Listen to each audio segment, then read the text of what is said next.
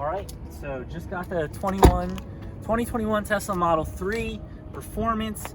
Got the performance wheels. I went with the black with the all white leather interior.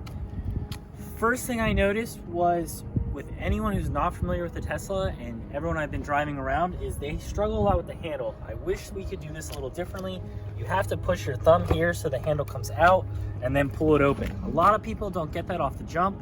And then when you get out, you'll see there's a little button here that you have to push to get out of the door. And if you don't, it can mess up the trim and the windows. Most people just grab this handle here, and that's not the way Elon wants you to do it. And everyone knows Elon gets his way. He's the richest man in the world. Okay, so in the front, since there's no engine, obviously, you have a little bit of space. And it's funny because they even call it a frunk, like a front trunk.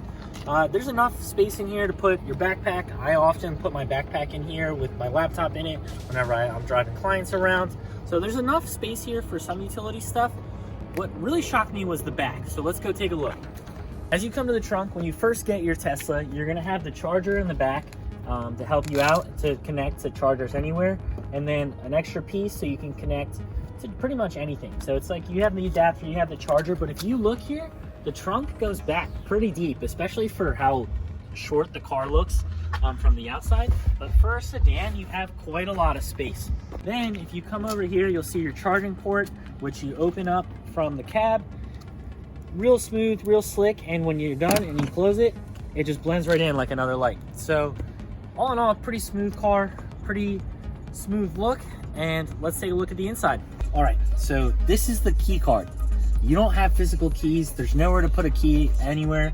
So this acts as your card. You can swipe it on the door when you get to the car. And then to drive, you have to put this thing right here by the cup holder. And that is what allows you to get the car to shift gears. Right now you can hear I have the music going. The car is really clean. There's not much going on. It's pretty basic, clean cut. You have cup holders, but there's actually a lot of space in here. So you have pretty deep pocket here.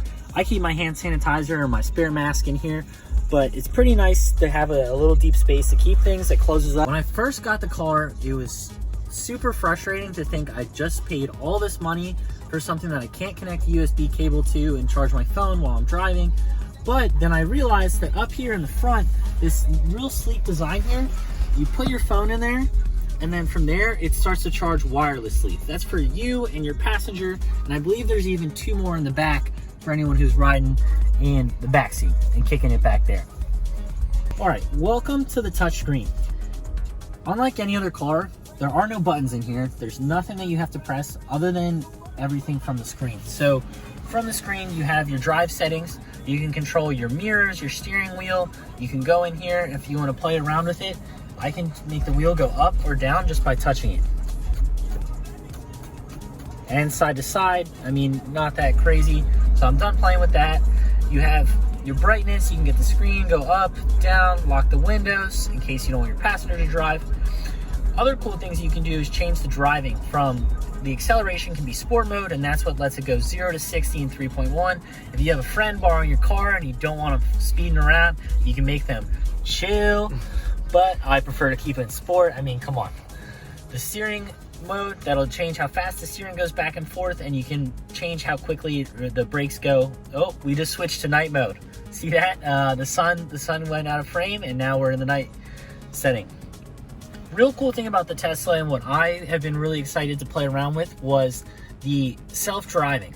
So right now I have self-driving on, green light chime on, and basically everything on that allows the car to do everything by itself and operate without me doing anything. Navigation, it'll plan your trips around superchargers, which is really cool. So if you're going farther than your car is able to get there, instead of routing you to your destination, it'll route you to the nearest supercharger. Software updates happen live over top of the network.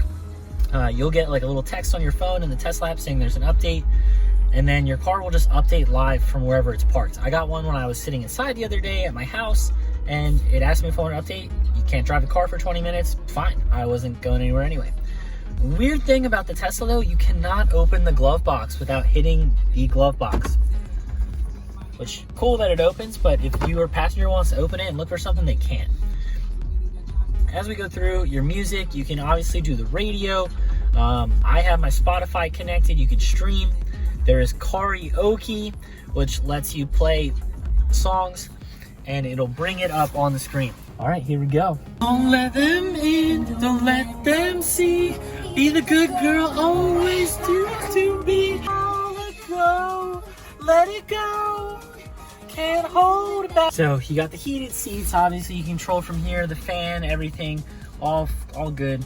Most cars have that. But now, if you click this little arrow here, what'll happen is you have an option to go surf the web, check your charging status. You can play around with cameras. You have cameras in the back. You have cameras in the front, on the side. You can really just play with all of it.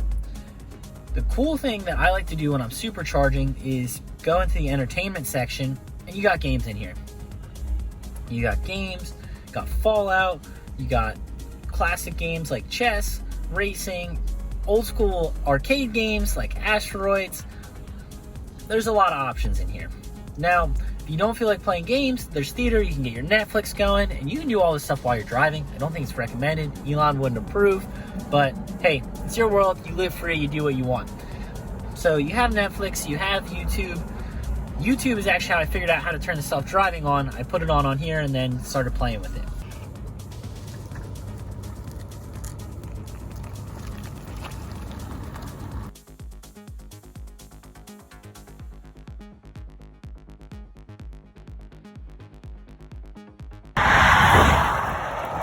So another feature of the Tesla that's cool is right on your steering wheel, you have Siri. You hit this little button and you tell whatever you want. Take me to McDonald's. Shows me all the McDonald's options. You don't know where to charge? Take me to a charger. The map will pull up all the chargers. Really nice and convenient to be able to find somewhere to charge whenever you need it. The one weird thing about driving a Tesla and getting used to is the brakes. This car stops for you. So if I stop touching the electric, I almost said gas, habit, the car just slows down and will come to a complete stop. It's really cool because it uses that to do a regenerative braking, and that's what helps you conserve battery and just go farther on your trips. So once you get used to that, it's not as bad, and it's really convenient to actually not have to hit the brake. But it takes some getting used to, for sure.